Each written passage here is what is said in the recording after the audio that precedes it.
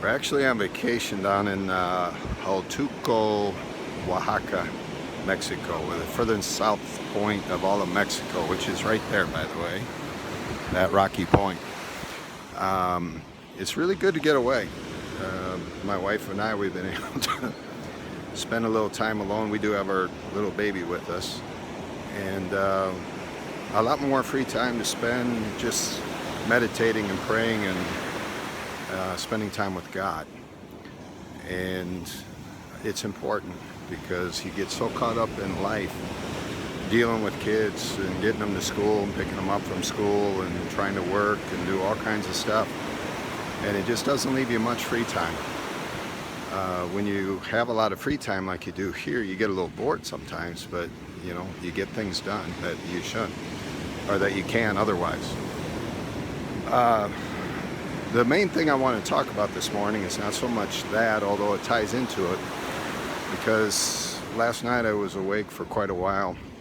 It seems like the only time God talks to me anymore, because I get so busy with things. But when I woke up, he was going through the verse of the wedding feast with me, and he's done it before. It's not something new he's showing me, but it's good to review things.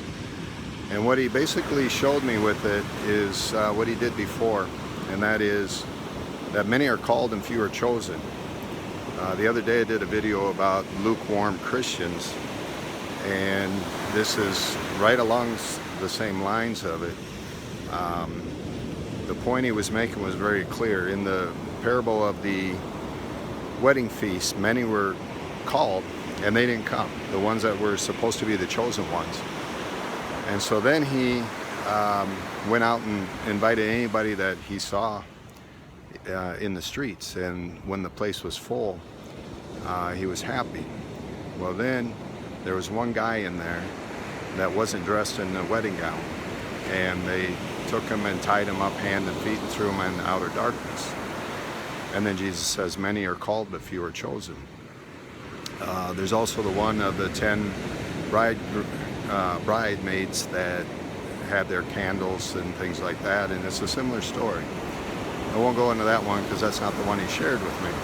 But the whole point is that for some reason we think just because we say we're Christian and we say we believe Jesus is the Lord, that we're saved and that's it.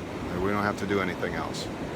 Obviously these parables and what Jesus shows me over and over, it makes those thoughts very much untrue.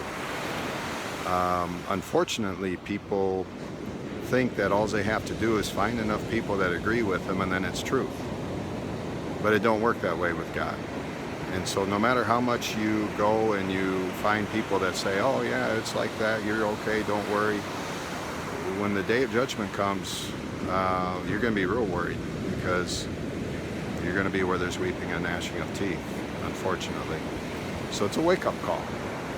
Please wake up and see the truth and find the truth, seek the truth, and you'll find God. Peace.